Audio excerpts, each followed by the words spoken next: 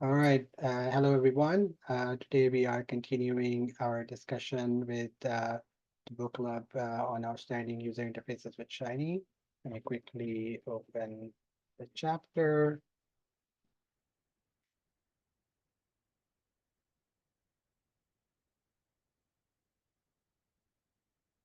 So we are now on chapter 17. On chapter 16, it was a small chapter, and the main purpose of these chapters is to show us how to take a existing Bootstrap 4 template and then adapt it for Shiny usage. And so I'm gonna quickly recap what we had in the previous chapter, chapter 16, and that basically ends right here. So it's not a lot of code. The goal is to take the tabular dashboard template and then adapt it for Shiny usage. And let me quickly show you what the template looks like. So here we are with the condensed dark layout. It has more layouts as well. And the chapter talks about this one, and we basically look at the code, the HTML code or hypertext from this template, and then use that to make our own functions. So we have this light background here, and we have different elements. There is also a footer at the end. So in this chapter, we are not going to look at the inputs. We are mainly going to look at the different aesthetic elements. So the CSS of the layout and what are the different elements of the layout itself rather than the inputs. And I think in the next chapter, we are going to look into the inputs. Chapter 18 is about developing custom input widgets. So let's quickly recap chapter 16. So using HTML tools, we are going to add dependencies for Tabler.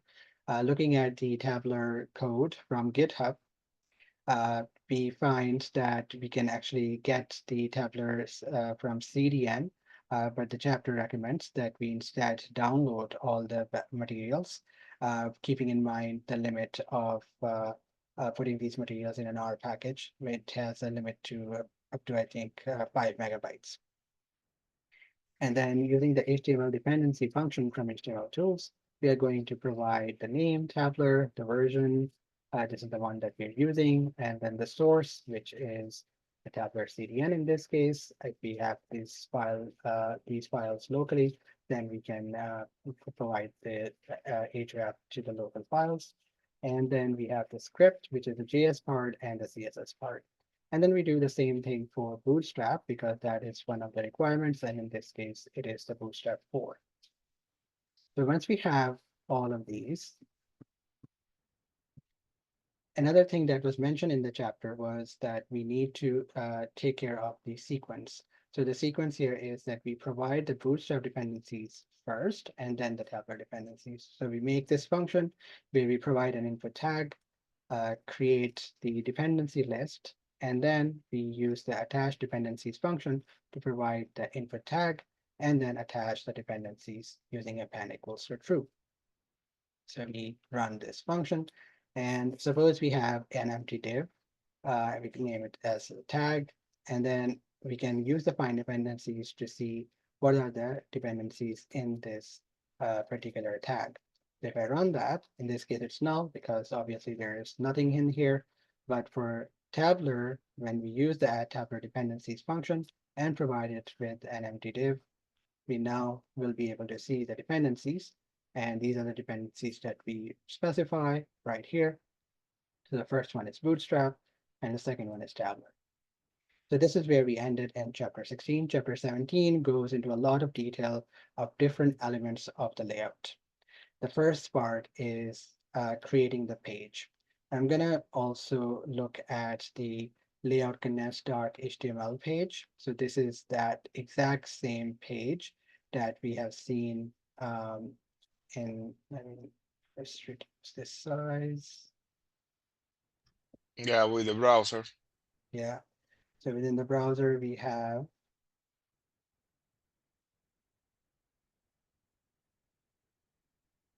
right here. So this is the HTML file that I'm looking at now in our studio. And we see that this HTML file has a head element and then a body element. And the first thing in the body is that it uses the anti-alias class and then the page class. So to create that, we have the tabular page function. And here we specify some default elements, arguments, dark equals to true, the title of the page, and the icon that shows up on the title tab. So here we use what we have in the head section.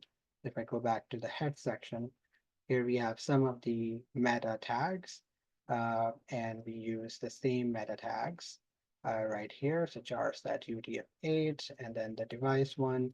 And then within the link, we provide the link to the icon. And then this is the head part of the tag. Then within the body part of the tag, as I showed, we have the anti-alias class. But if we say the dark is true, which is true by default in this function, then it will also add this class, which is theme-dark. And then we specify the style. In this case, a display block. This is essentially what is provided right here in the body tag. And then using that information, we then create a div to provide it with a class of page. And then at the end, we provide both of these tags in a tag list. This is what this function is going to do. And let's run this part of the Shiny app to show how it looks. So in this example, we are creating a small Shiny app using what we have so far. So we first create a card element. In this case, we provide class equals to card. And actually, if I find this particular class, the element that is using this class right here, let's see. It's probably not used in this one, but it's used in some other layout. That's where this is coming from. So card status top, I VG think part of data. the documentation of Tabler have Yeah, these car status tags, classes. I mean, yeah, thank you for reminding that. mhm. VG danger is the bootstrap file. Yeah, it's like you are going to place the rep on the top. Right, yeah, That's basically, yeah. And then we have the class card body, then card title, provide a shiny text output here, and then some more elements if we need. So this is our card element. And then within UI, we are now using the tabular page that we created above. And we provided, remember with tabular page, we can provide anything here in the dot, dot, dot, and it is used right here within the div, which has the class page. So in this case, for this particular example, we provide a text input and HTML.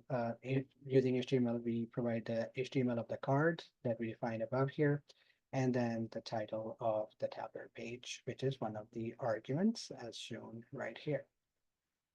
So if we run this,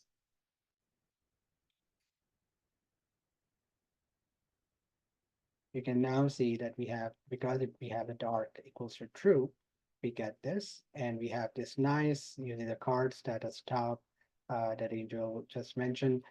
This is now using that particular style. So we have that, and I'm going to comment out the Shiny app here. And actually, I want to see, I didn't try it while I was working on the chapter, but if I provide dark equals to false, I think it will then show what we have in the demo example. So right here, if I just say equals dark equals false, yeah. So we get the exact same card element, but now this is using the same color scheme as we saw in the layout here. So this background color is the same. Next part is tabular body. And this is again using information from the layout condensed dark HTML. The tabular body, we have the dot dot dot representing whatever body element we want to put. And that goes inside this container, which we give the class of container-xl. This also is coming from the tabular documentation. And so I think this also doesn't show up in this particular one, but it does show up in some other one. It does here. So this is the code that is being copied. So container-xl, and then this is part of the class content container. So right here we have container-xl, and um, let's see, so we are still in the body and right here. So this is the part that is being used here. So class equals to content for the first div, and then the child div inside here has container-xl, and then we have further elements here. And in the chapter, a nice tool that was also mentioned earlier in the book is the one that's converting HTML to Shiny, HTML to R. So this thing is really useful. We can actually copy what we see here and then put that in the Shiny app, and that help us convert this code to HTML2's code. If I put that here and then click convert, then produces this nice piece of code. And this is exactly what they have copied and then put that in the function. So right here, we have that part, and this is where we can provide the more part that's shown here. And the footer class is also footer dash transparent, which is used here. No, yeah, right here. So here we have footer class transparent, and then within that we have multiple divs depending on what exactly is it that we want to show in the footer. In this particular example, the footer, it has left and right parts. So here is the left part, here is the right part. Right part has 3 links. Now let's see how that is being captured using the tabular footer function. But before that, let's run the tabular body function and then create another Shiny app. And in this case, we are using tabular page, but this time also using the tabular body function and providing this h1 only. We run that. Now we have this nice h1 using the same style as tabular does. All right, next step is tabular footer. As I showed, tabular footer has a left part and a right part. So we have both of them as null by default. This goes inside a class equals to container div, and then another div inside that container that it starts with a row. So this is coming from Bootstrap. And then text center is also a class for Bootstrap. So it's going to center everything inside this div. Then we have align items center, and then flex row reverse. So whatever we put in there last will appear first. So in this case, we are putting 2 divs. The first div is using a column, and the second div is also using a column. And for the first one, we are using the column large auto, and I think this ML is the margin left large auto. All of these are Bootstrap classes. And this is where we put our right content, whatever we specify here. And similarly for the left class, these are the further modifications to the classes for the left section. So if we run this, and then this is, by the way, also coming directly from the team. So this is not made on the fly, this is right here. So this is the part that is being copied. And so we have, let me stop this. So we have run tabular footer. Now let's create another Shiny app that's going to use this. So again, we use tabular page as our main function, then tabular body, and then inside tabular body, we did have a footer equals to null, which had this class. So this is where we use tabular footer now. And so right here within tabular footer, we say left is r/stats 2020 and right is this link with the text more. So if I run this Shiny app,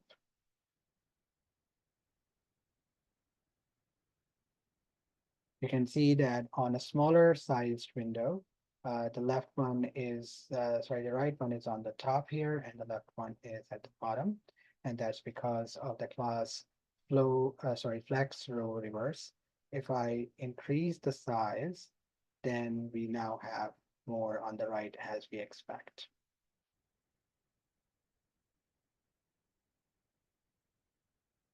Okay, let's comment this out.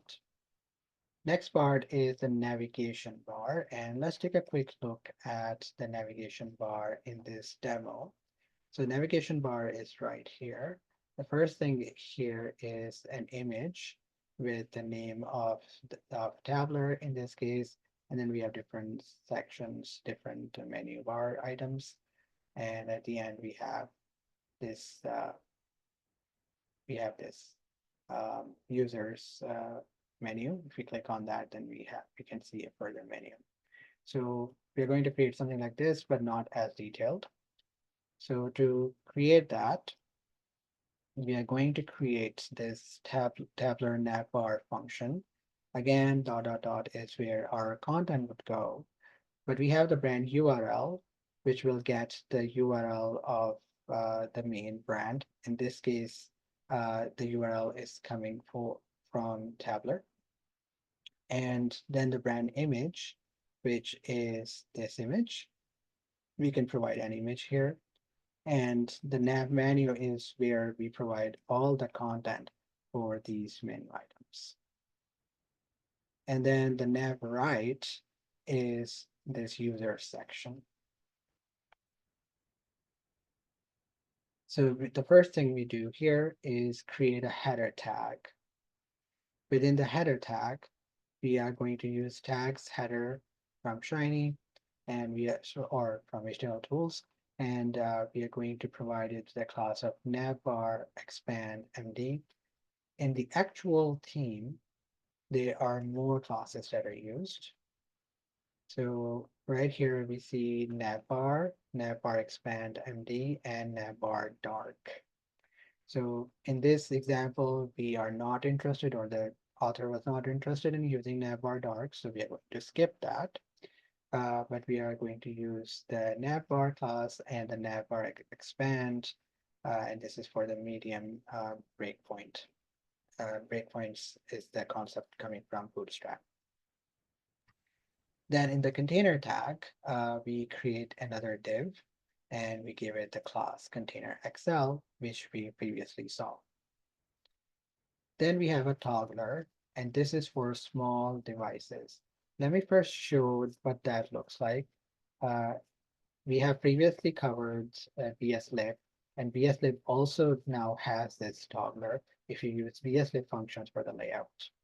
So I'm going to run these functions. I'll come back to it, but I'm going to run this and then quickly show you what this looks like, and then come back to it later. So this is what that toggler looks like.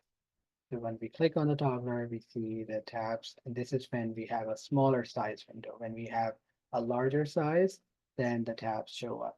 So on mobile phone or on tablets, we are likely going to see the toggler. So let's see how that is specified here.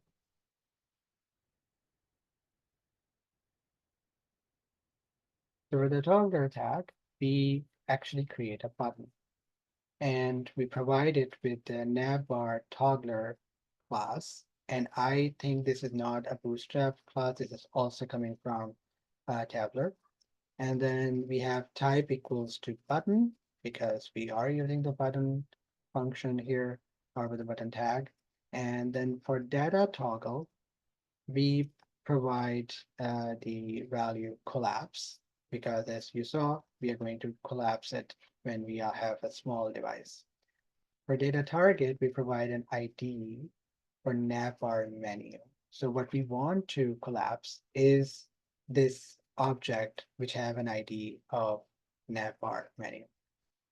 And then within the span, we also provide a class of navbar toggler icon to just use that icon that you just saw, the hamburger icon with 3 lines. Next, remember we are within the tablet navbar function, so we are covering the navbar part. Then within the brand tag, we check if there is no brand URL, if the brand URL is provided and the brand image is also provided, then we create a link using the A tag and we provide it with an href, the link to whatever brand URL is provided here. If they're not provided, the URL as well as the image, then we just simply provide uh, hashtag as in the result of A, which means the same page, the home page that we are on. And then within the class that is provided here, this is now coming from Tabler.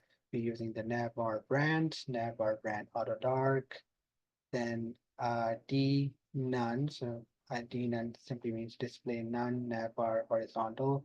Then we have padding right 0, padding right, and then MD is the, I believe this is the breakpoint again, and then 3. Uh, or this is the margin. I'm forgetting this. MD's, is it the breakpoint or is it the margin something? Uh, it's probably the breakpoint. And then we provide, if the brand image is provided, then we also provide the image. Now remember that these brand URL and image refer to this part. So clicking this, where do you go? This is where we provide URL. And this image is the brand image. Then we have drop-down tag. For the drop-down tag, we check if the nav right, which is this part, if this is provided. If it is provided, then whatever content we are providing here, it will be put in this div, which is going to use the Tabler classes that we found from this HTML theme, navbar, nav, flex row, order, MD, last. Next, we have nav menu tag, and nav menu tag, I believe, is covering these elements. And so for nav menu tag, this is also a div, and here we provide this class collapse navbar collapse. Remember, this is what we covered here.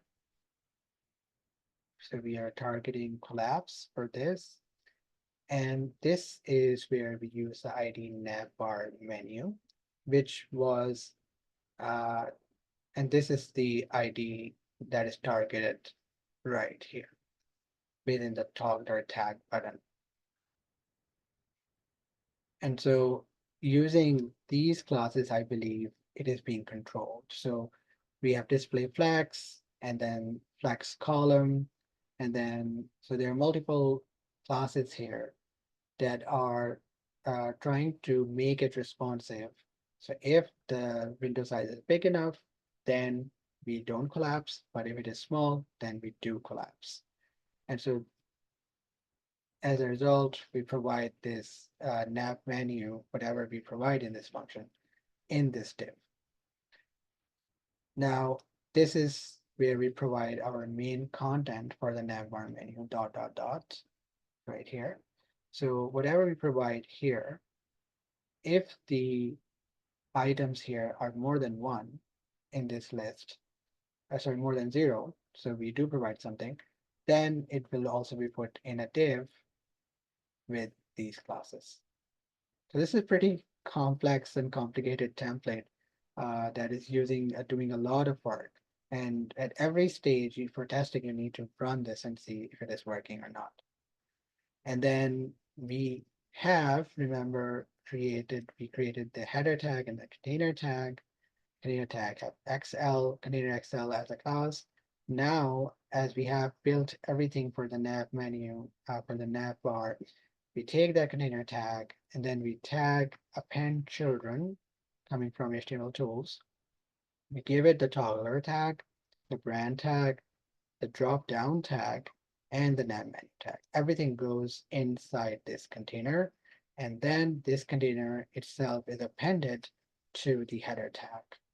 And header tag, in this case, is using the same tabular classes specified in this theme.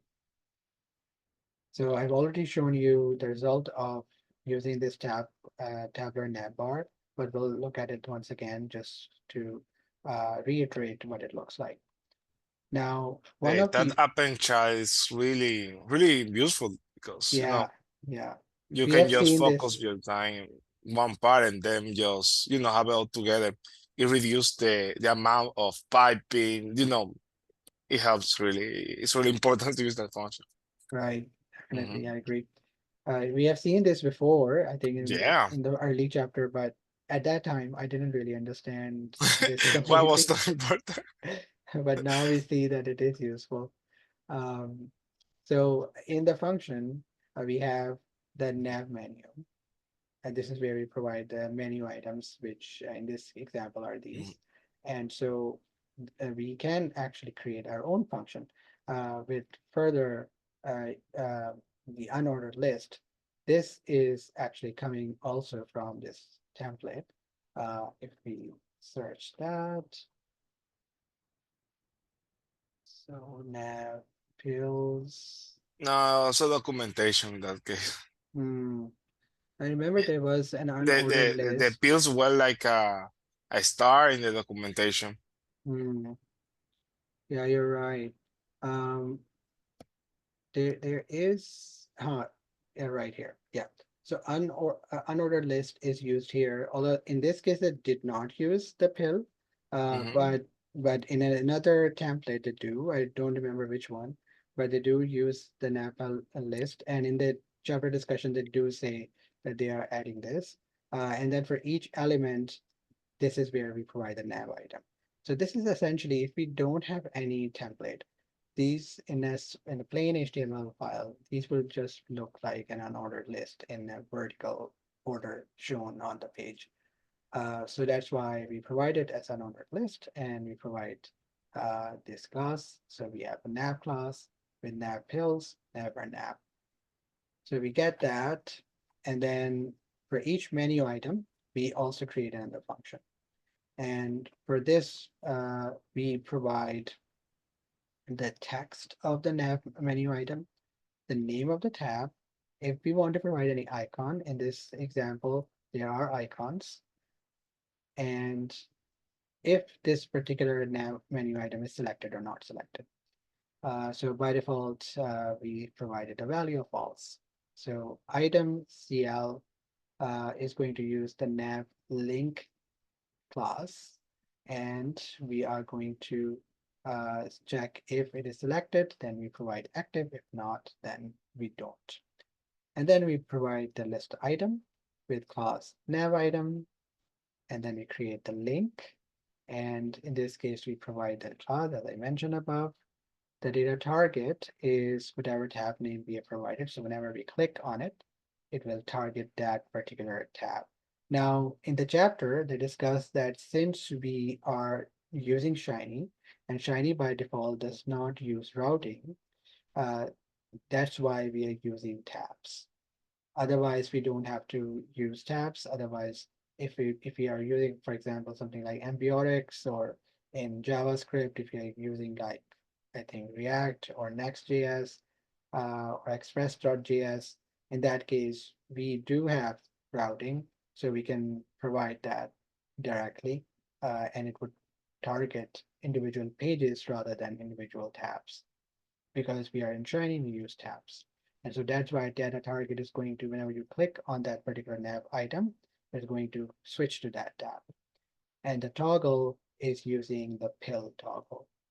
And now in BSLib official site also, they have a nav item with pill. I think it's nav set pill card or card pill, something like that. And you can create a similar thing using BSLib. With data value tab name, so this means that that tab will be visited once we click. And then within the span, we provide the icon, and under span, we provide the You text. also explained that for a uh, Shiny app, like their studio service, you need to use data target, no ref, because for some Yeah, reason yeah. it doesn't work. Oh, yeah. Thanks for pointing that out. Yeah, they did mention that because we are using Shiny, we cannot use href. We can if it is routing, if routing is enabled, whatever we are using in that case. But with Shiny, yes, definitely. Thanks for pointing that out. And next we have the tabular tab items. With tab items, we provide a div with the class tab content. And then for individual tab item, we use tab panel. And the reason we are doing that is because Shiny uses tabs. And it's just like the tab set panel function that we use in Shiny. And so let me rerun this and see what that looks like. So we have that footer as we saw before, and this blue color that's highlighting this tab, this is the pill effect. So whatever pill we are in, that's what we see. But one thing that we see here, let me run this again. When we first run this app, we don't see the content of the tab one.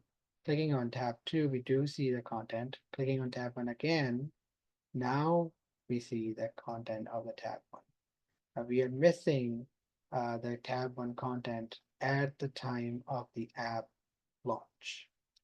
And there's a discussion in the chapter that talks about this. Let me see where we were.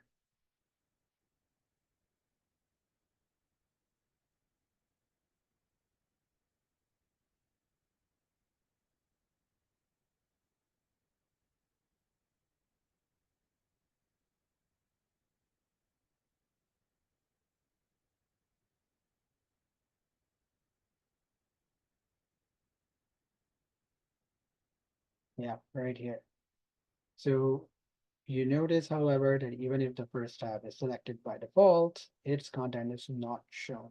To fix this, we apply our jQuery skills. Uh, but I wasn't really sure why did it not show the results at the first place. And I think the chapter did not really discuss this. They just say, let's fix this with jQuery, but I'm not sure why that was the case. This is implemented with jQuery within the package. So we can save this and then run it, or we can run this example. But Angel, did you have any idea why at the first place the tab content did not show for the first tab? Oh, you're muted. So if you go back to the jQuery code, it seems you are missing an activation class. Like, okay, you are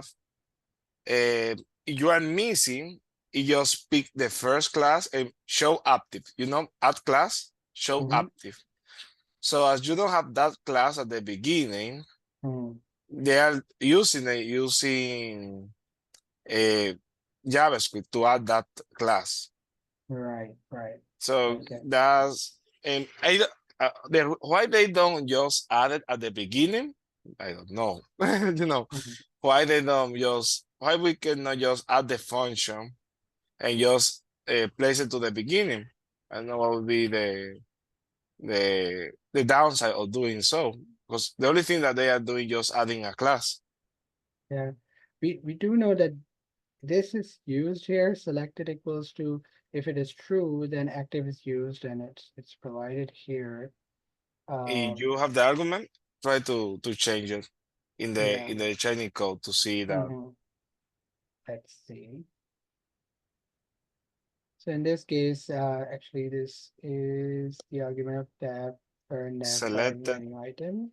Okay, Hmm. next. Selected is true. It was Oh, true. but it's true. Yeah. hmm So it's not, but it's not a show class that we are adding. Like when they hmm are adding, you go back to the JavaScript code. They go to the they start with the active tag. Like tab is active. Okay, this tab is active. If the length is bigger than 0, so we have something. We pick now the attribute data value. Uh, and they pick the data value. What is that? When do we have that attribute? Data value is specified. I know it is specified somewhere in this function. Try to use Okay, the loop here. there. Okay, data Yeah. value. mm, Okay.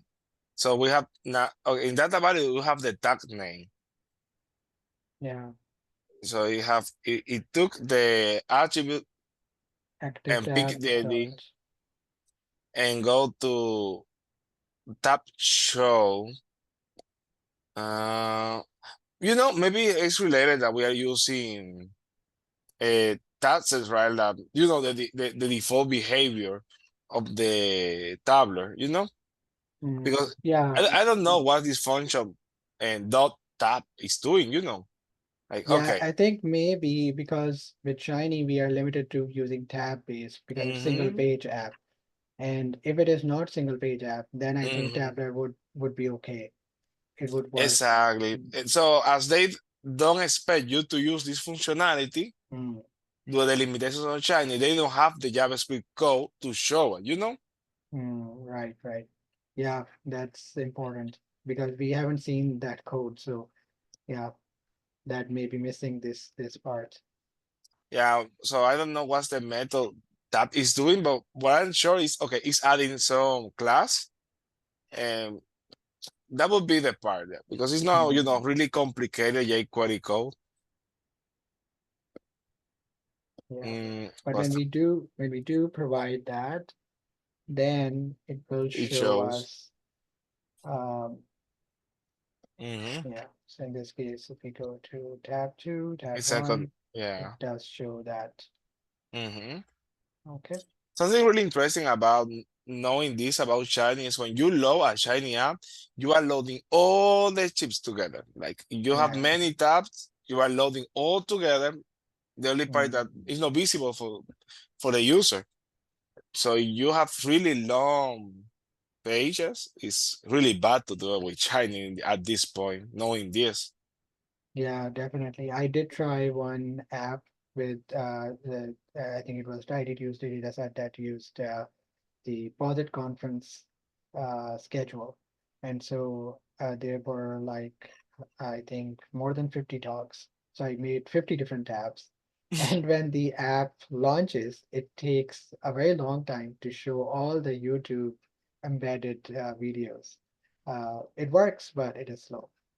Yeah, it's too much. Like, oh, you have two options, or you just create one chip and then use your server code, or write more JavaScript code in order to render that, HTML, Mm, even for the client or the server side, whatever, you feel comfortable.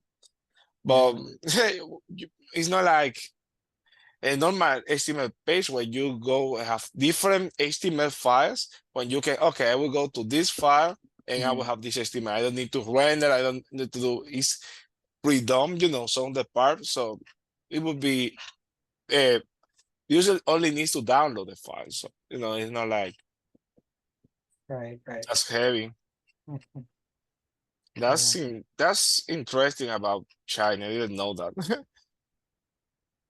Um, yeah. So So the next part is creating cards like this one. And let's see how we can create that within Shiny using HTML tools. So we have a tabular card function that takes in the title, the status, the width of the card, whether it's a stacked card or not, and padding of the card. We start with card CL object, which is essentially taking the card class. If the stacked is true, we also use the card stacked class. And if it is, if the padding is provided, then we also provide cards dash whatever the padding value is. Then we make a status tag. If it is provided, then we create a div class, sorry, a div object, and then within the div tag, we provide this class card status top VG dash, and then depending on what the status is, it would could be red, it could be green, and the line that we saw previously, that's a color that we'll saw there, we'll see there. And then within the body tag, we have a div which uses a card dash body class, and then it has a h3. And here the comments say we could have a smaller title like h4 or h5, but in this case it chose to use h3 if the title is provided, and that has a class of card title. Next, we provide main wrapper that is also a container with a medium breakpoint column. So on a median screens, this is the class this will be the layout, and medium, and I think it's smaller than medium. And then based on the whatever bits we are providing here. And this is actually coming from Bootstrap classes. Then card wrapper is also a container that is using the card CL classes, one or more. Then we again use tag append children. Inside we provide the card wrapper, the status tag, which goes as a line at the top, and the body tag of the card. And then finally, we append the child with the card wrapper as a child to the main wrapper. So it all goes inside this container. We run that. Actually, in this case, I don't have to run it because it's already implemented here. And then there's also tabular row function, which is using the row deck class. And we run that. Sorry, find it here.